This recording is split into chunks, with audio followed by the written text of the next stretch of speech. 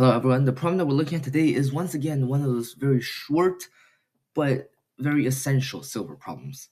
And they contain, I would just say, like definitely crucial concepts in competitive programming that you'll have to master at level silver or beyond. So this one is searching for soulmate from actually quite a while ago.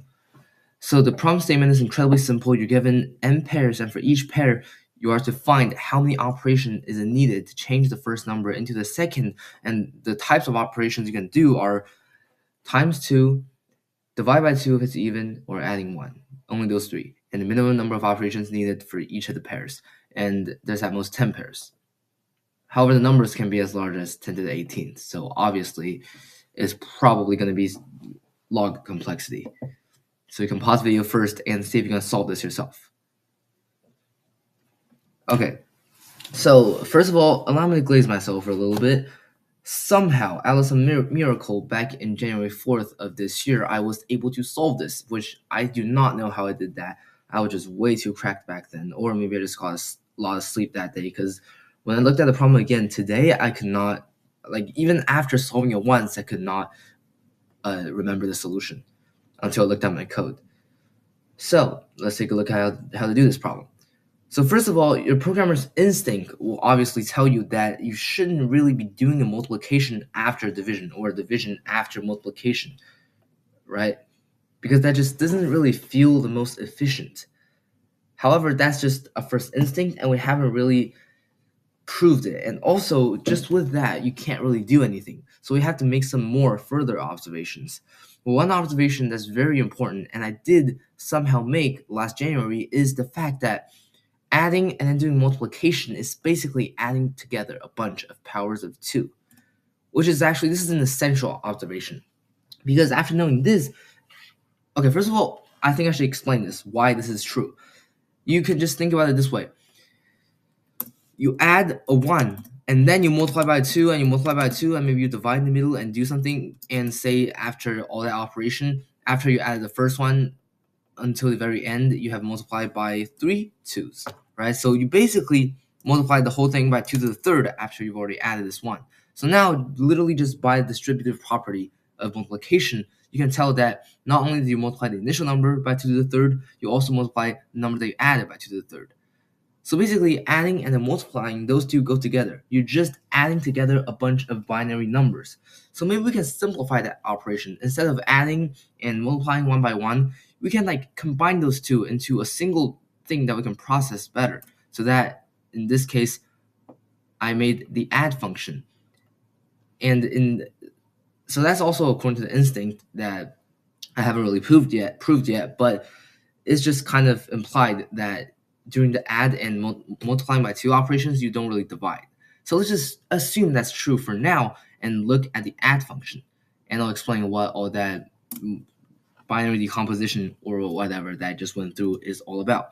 So first of all, notice that we only do the add function when x is less than y, because we're adding and multiplying, which can only make x bigger. So that's just something to keep in mind. X is indeed less than y.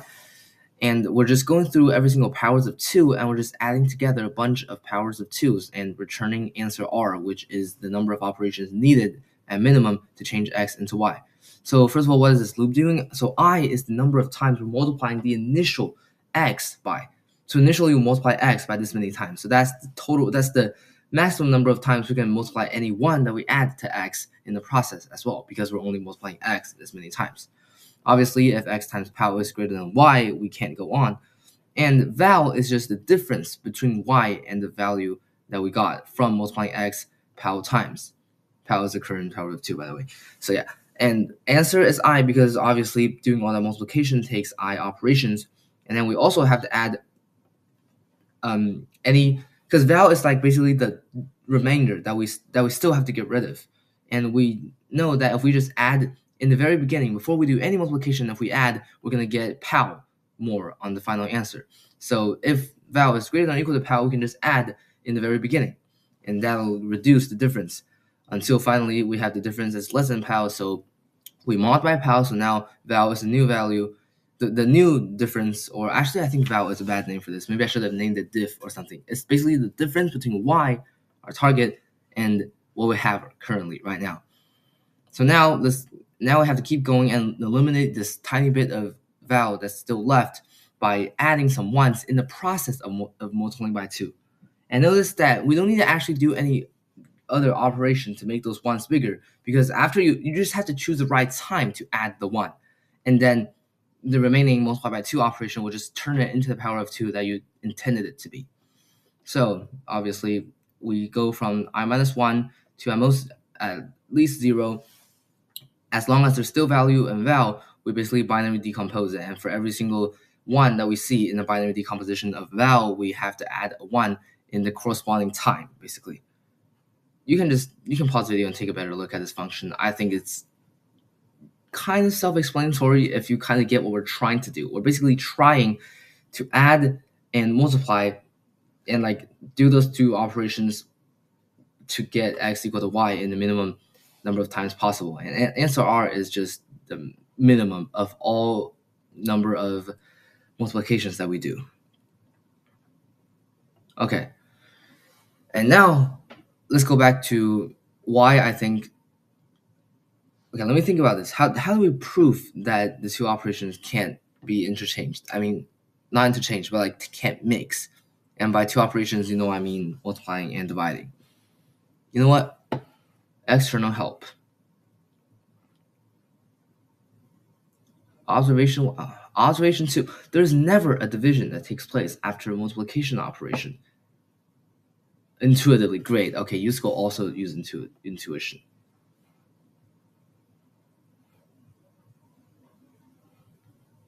Oh, okay, this is smart proof. Okay, I remember I read this last time.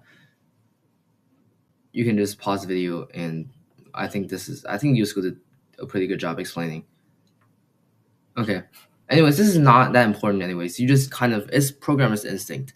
You wouldn't multiply and then divide and still have it be the most efficient. It's just not going to be. So now we've basically solved this problem, except with one more step left. When do we do the division? Notice how in this entire function we've only been doing multiplication and addition, but we also have to do division. And division only takes place obviously before the multiplication, because otherwise it was all useless turning x into y if we're just going to divide it again. So for the x that are originally smaller than y, we basically just have to find the optimal number of divisions we do before we do the addition. And for x that's less than y, oh yeah, no, we have to do that for both of them. The optimal number of division we do before we do the addition, but for x is less than y, we can just not do any at all. So answer R's initial value is just the answer that you get if you don't do any division at all. While the other one, the answer R's original value is just infinity. So yeah, pretty straightforward. I would say this is extremely straightforward. You just keep dividing and finding the best answer out of all the number of divisions that you do. And this is by far the hardest function to comprehend in this code. And like somehow I did it by myself without even looking at a solution. Holy oars me last year. Can't do it again this year. At least not now. Okay. I assume that's enough time for you to understand this code. It's honestly not even that long for such a good problem. And I would also say that this is a little bit too hard for the first problem of silver, and it's only a January contest. But you just go do what you want to do. Okay, thanks for watching. Hopefully you understood this video, and I'll see you next time. Okay, so for the grind report today, I didn't grind. That's basically it. But I did try my best to do the interstellar interval, which, if you recognize that's December 2024 gold problem 2, and a little bit too hard for me. This is the USACO's official solution 1 code. It has 3. I'm trying to implement solution 1, and I had a hard time even understanding this code. This entire evening, basically what I did was comprehend this code, and I kind of got it now, but I still don't really understand what would happen if the last digit is red, because in that case the bound shouldn't really be I minus 1. In this case it would be, but it shouldn't really be, because if the last digit is red, then the answer should just be 0. But doesn't matter. Anyways, yeah, didn't have enough time to actually finish a problem, so I just submitted a hello world problem on Logo again, just to maintain my streak of doing a problem every single day, even though I didn't actually do it again. So yeah. Also, that was a very poorly made video, poorly made explanation of this problem. But I mean, now that I think about it, the strategy probably wasn't really that like versatile in different kinds of problems. And you can kind of just memorize this. If you want the most efficient, don't do division and multiplication interchangeably, and don't, and also you can view it as binary decomposition. Just remember those two, and I think maybe you'll be fine, even if you don't really understand this. So yeah, hopefully you'll have. I don't have any more extracurriculars tomorrow after school. So hopefully I can finish interstellar intervals and maybe even do something else. Thanks for watching, and I'll see you tomorrow.